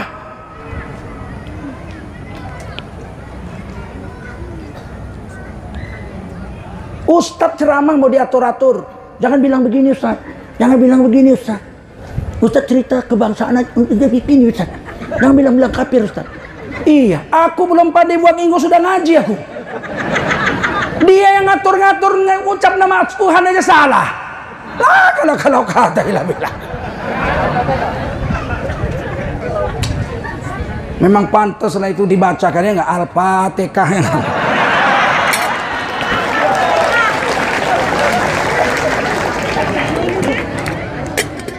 Kita bukan menebar kebencian. Kita minta dia dengar ceramah ini, dia sadar diri dong, ya nggak? Jangan menyerang kita. Kita ini lurus, dia yang bengkok. Paham? Jangan kalian suruh kita ikut bengkok kayak dia, betul? Kita ini beginilah sampai mati. Dibilang Tengku Zulkarnain itu penjilat Prabowo. Menjilat kok sama orang yang belum berkuasa. Goblok bener ya nggak? Kalau mau jilat sama penguasa ya nggak, paling nggak dapat anggota BPIP ya. Kalau jilat penguasa paling nggak dapat jadi komisaris ya nggak. Kalian pikir Habib Rizik, Tengku Zulkarnain, Haikal Hasan, Felix Xiao nggak pandai menjilat? Kalau kami menjilat ligat kali pun bersih. Kami jilat semua, terjulur-julur lidahnya. Dan kalian pikir kami bodoh menjilat? Kami tidak mau jadi penjilat, paham? Lebih baik mati berkalang tanah daripada hidup bercermin bangkai, betul? Gak mau kami agama kami dirusak. Karena negara ini yang memerdekakan 90% orang Islam, betul? Kita mau Indonesia ini jadi NKRI yang abadi sampai hari kiamat, NKRI yang baldatun, thayyibatun, warabbun ghafur. Sehingga kita mati, saya mati, meninggalkan istri, anak dan cucu saya tenang. Negeri ini negeri yang soleh, tidak ada homoseks, nggak ada lesbian, nggak ada pabrik minuman keras. Semua orang disuruh ibadah dengan agamanya masing-masing. Tenang kita. Ini undang-undang KUHP diminta ke Mahkamah Konstitusi supaya delik zina itu jangan lagi delik aduan tapi delik umum. Karena kalau delik aduan nggak ada yang ngadu, nggak bisa ditangkap. Delik aduan itu pasal sekarang itu perzinahan, itu warisan Belanda. Kalau ada orang berzina di kampung ini kumpul kebo tahu? Kumpul monyet sama aja itu. Cuman di sini namanya kumpul kebo. Kepala desa tahu, kita ngadu ke polisi, datang ke polsek, Pak itu ada orang kumpul kebo Pak, si anu mas si anu. Polisi nggak bisa nangkap karena yang mengadu itu tidak legal standing. Yang ngadu itu yang boleh hanya 2. Istri kumpul kebonya itu ditinggalnya kawin lagi tersinggung, dia ngadu, polisi baru ditangkap itu laki-lakinya. Atau bapak si perempuan ngadu ke polisi, anak saya masih umur 18 tahun dilarikan sama si Sontoloyo anak genderuwo itu, baru polisi bisa tangkap karena anak di bawah umur. Tapi kalau udah 21 tahun ke atas, bapaknya pun ngadu nggak diterima sama polisi. Itu aturan negara, KUHP. Jangan salahkan polisinya, salah KUHP-nya. Maka umat Islam maju, ormas-ormas Islam termasuk Majelis Ulama meminta supaya KUHP itu ditukar waktu zaman Yusril Ihza Mahendra jadi ketua Menteri Kumham. Udah disetujui, dikirim ke DPR. DPR menolak 2 kali ganti periode, DPR ditolak. Nah, sekarang supaya bisa diterima lagi, beberapa aktivis Islam maju ke Mahkamah Konstitusi, menghadap ke Mahkamah Konstitusi supaya zina ini jadi delik umum. Kalau ada orang berzina, ada bukti, ada saksi, tidak ada yang ngadu pun wajib ditangkap. Sekarang nggak bisa, udah ketangkap itu yang jualan apem itu nggak bisa ditangkap karena delik aduan. Siapa yang ngadu? Bapaknya nggak ngadu, suaminya nggak ngadu, siapa? Nggak bisa ditangkap. Yang bisa ditangkap cuma segitiga ungunya itu aja. Mau peraturan seperti ini? Mau undang-undang begini? Mau? Maka kita maju ke Mahkamah Konstitusi minta supaya dijadikan delik umum. Kalau delik umum, siapa berzina ketangkap, polisi langsung tangkap, proses. Walaupun nggak ada yang ngadu, kalau ada bukti dan saksi tangkap. Tapi kan belum berhasil. Kita maju ke Mahkamah Konstitusi. 9 Mahkamah Konstitusi itu hakimnya 9. Hampir semua orang Islam. 5 menolak, 4 menerima. Kita kalah. Makanya kemarin nggak bisa ditangkap. Sebelum ini kan ada juga prostitusi online, betul kan? Nggak bisa ditangkap. Maka kita berjuang ini. Tentu saya dan kawan-kawan yang ngerti permasalahan ini harus berjuang membela umat Islam, betul? Jadi bukan nyinyir.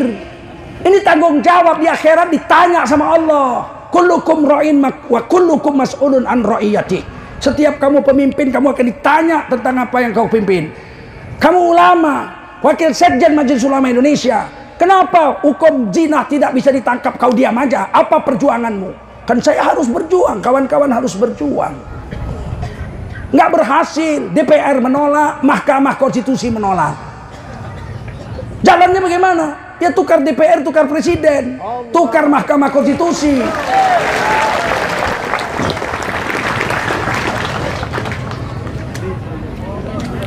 Waktu minta ke Mahkamah Konstitusi itu, zina mau diminta jadi delik umum, sekaligus lesbian dan homoseks, karena sekarang sudah ngeri kali, betul? Ditolak sama MK. Sehingga sekarang kalau ada laki-laki kumpul dalam satu rumah, digerebek sama polisi, kemudian dapat telanjang bulat semua, kata polisi, ngapain kalian sini? Aduh terong om. Itu nggak bisa ditangkap. Kan kasihan polisinya, betul nggak? Cuma bisa ditangkap, diamankan, bawa kantor polisi, besok dilepas karena tidak ada pasal yang bisa menjerat dia. Pasal homoseks nggak ada. Mau ini diteruskan negara ini dalam keadaan begini? Mau? Saya membuka ini bukan membuka aib. Ini kenyataan yang terjadi pada umat Islam. Bukan membuka aib, ini kan direkam ini. 3 hari yang lalu saya ke Yogyakarta, ketemu ketua Mahkamah Konstitusi, dia salami saya sudah dengar ceramah-ceramah Bapak, kata, baguslah kalau begitu. Kita perlu diskusi, boleh kapan ada waktu panggil kita diskusi, nggak ada masalah. Orang kita nggak mempermalukan orang kok. Ini kita bicara kepentingan negara dan kepentingan agama serta kepentingan anak cucu kita yang hidup di NKRI ini, betul?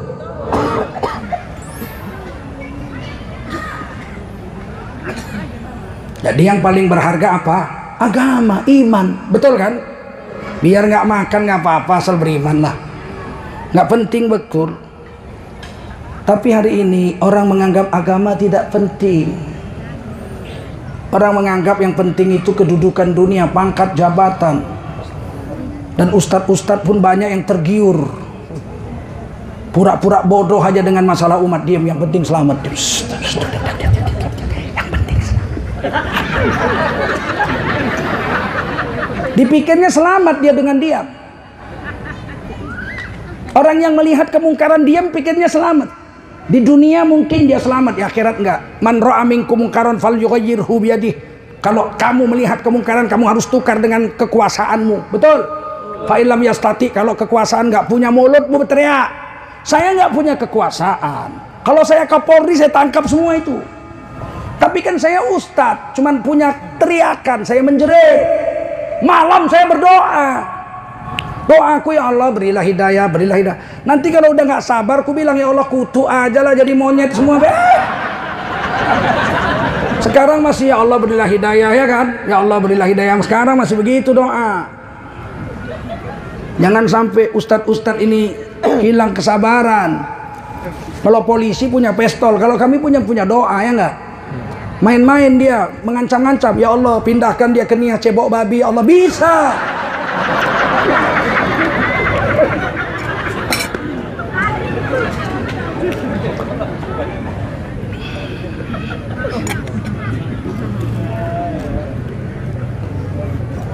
Kalau nggak sanggup berteriak, fa'ilam yastati fa biqalbihi. Lawan kemaksiatan itu, kemungkaran itu dengan hatimu. Wadzalika at'aful iman, dengan hati itu yang paling lemah. Mencegah kemungkaran, membenci kemungkaran dengan hati itu iman yang paling lemah.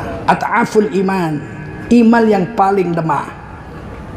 Kenapa Rasul bilang kalau cuma benci dengan hati iman paling lemah?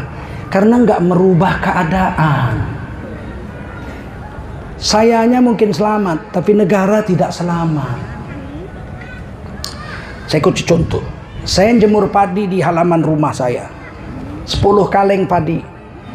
Saya duduk di kursi menjaga padi saya supaya jangan dimakan ayam. Tiba-tiba ayam tetangga datang 300 ekor memakan padi saya. Terus saya dengan marah melihat ayam itu. Ayam jahanam kau makan padiku. Satu hari habislah padi saya dimakan ayam. Betul. Sayanya tidak dimakan ayam, tapi padi saya habis. Ini yang selemah-lemah iman, nggak membawa manfaat, malah merusak negara. Ada orang jual narkoba, ngisap narkoba, saya bilang, udah diam. Yang penting kita selamat. Cucu kita nggak selamat, anak kita nggak selamat. Sepatu kita di luar diembatnya. Orang dia udah candu narkoba, betul nggak? Bini kita belanja dirampoknya. Kan nggak kitanya selamat. Kalau aku kau rampok, aku kungfu dulu lah kau. Kau pikir. Tapi anak istri saya nggak selamat. Kalau kita jaga dengan mulut, sedang jaga padi, tiba-tiba datang 300 ekor ayam. Saya bentak dengan mulut. Hanya bermanfaat 3 kali. Datang ayam makan padi saya 300 ekor. Saya bentak. Huff! Dia loncat. 5 menit lagi satu-satu balik lagi. Makan lagi 300 ekor tuh. Saya bentak kedua. Huff! Dia loncat sedikit. Nggak lari lagi dia. Habis itu dia makan lagi. Saya bentak yang ketiga, dia udah nggak loncat, noleh aja.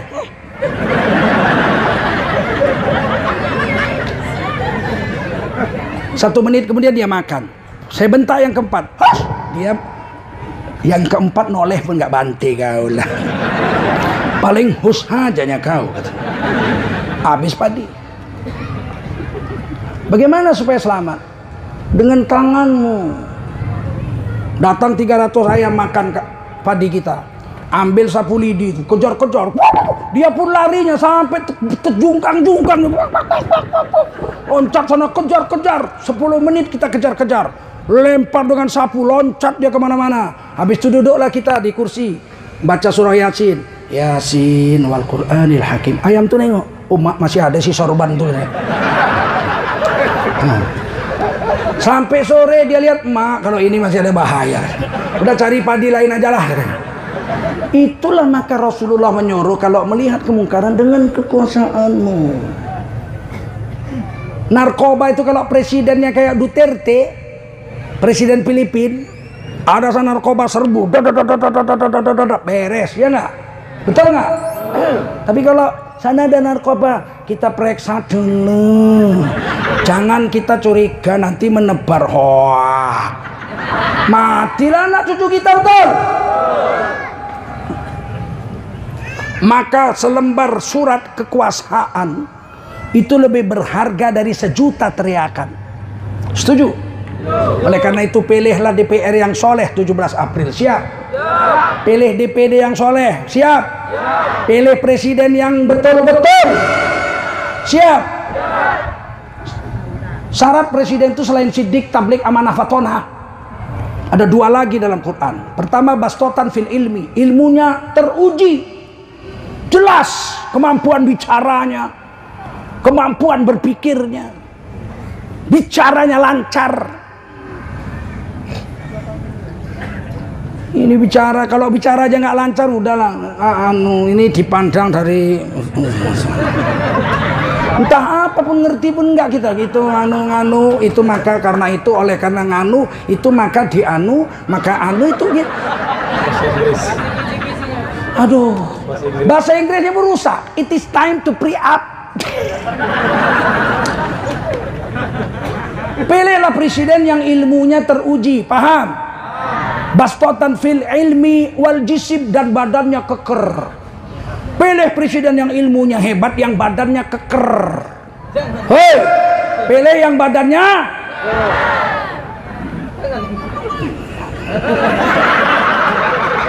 Yang bilang Quran surah Al-Baqarah, betul?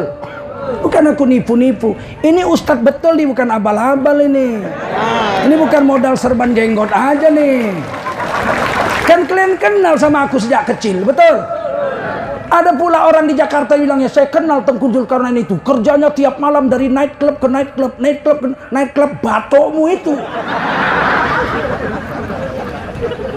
Kawan-kawanku kecil jelas semua kok, betul? Kawan-kawanku kecil jelas semua. SD di Tanjung Sari itu kawan-kawan saya semua. Masih banyak yang hidup. SD Muhammadiyah, SMP 8. Dari Medan Tuntungan dulu pindah, ujian di SMP 8. SMA Negeri 4 Medan, kuliah di Fakultas Sastra USU. Jelas kok kawan-kawanku. Ini Ustadz Jalil kawanku lama nih, betul nggak? Emang pernah aku masuk night club? Memang ngibulin kau. Memang nama kau itu harusnya ngibulin, ya nggak? Enak aja dibilangnya pula aku pergi ke night club. Beginilah baiknya awak dari kecil, ya nggak? Nggak pernah aku menyolong ayam sekalipun. Kawan-kawanku SD, dia bilang sama saya, kita colong tebu. Ngapain diminta pun dikasih. Ini tebu kakekku sendiri. Kakekku pelit. Asal diambil tebunya marah, dia tunggu besar. Akhirnya kita perlu makan sekarang. Ayo kita curi. Mencuri tebu kakek kawan saya. Saya bilang nggak mau, kau curi sendiri, aku nggak mau. Kalau aku mau, aku tinggal jumpa kakekmu. Mbah, aku kepingin mangan tebu. Dia yang motongkan. Orang bapakku bos kok di kampung itu. Bukan kaleng-kaleng ini.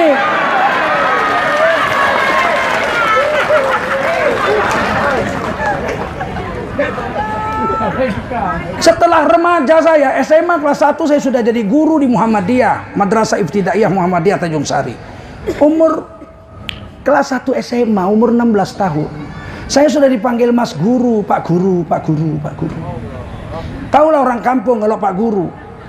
Saya lihat aja jambu air sedang merah. Saya bilang ini, ya Allah, jambu ini abang-abang. Itu yang punya rumah langsung berteriak, kampret! Manggil anaknya namanya si kampret. Panjat jambu, Pak Guru mau jambu, sekeranjang datang jambu. Begitu. Ketika saya SMA, saya juara bintang radio televisi, penyanyi terbaik se-Sumatera Utara. Sekotak surat cinta, betul? Nggak pernah ku balas sekalipun. Nggak pernah ku gombal, coba di Medan ini, tanya. Nggak ada. Dan setiap lewat rumah orang kampung saya, semua memanggil saya mampir mas, mampir. Karena ada anak gadisnya. Mampir mas, ayo mas. Nanti dikasih teh apa kopi, yang hidang anak gadisnya, gemetar anak gadisnya. Nggak percaya, beginilah gantengnya udah tua. Macam mana waktu muda. Nggak pernah pula saya gombal anak-anak gadis orang. Ketika saya jadi ustadz di kampung saya disuruh ceramah di kampung saya. Karena dari kecil orang tahu, nggak pernah curi telur ayam, nggak pernah main-main bawa gadis orang. Saya jagoan main gitar. Tidak ada orang kampung saya tahu saya jago main gitar. Sebab saya latihan gitar dalam kamar, nggak pernah di pinggir jalan gitu, nggak pernah. Tiba-tiba juara gitar aja, tiba-tiba juara bintang radio aja, nggak pernah latihan. Nyanyi-nyanyi di band, mana ada saya dulu. Karena bapak saya mengajarkan agama, ibu saya mengajarkan agama. Dan saya anak didik Muhammadiyah sejak SD. Ini kader IPM, ini Ikatan Pelajar Muhammadiyah. Dan saya kader HMI. Paham?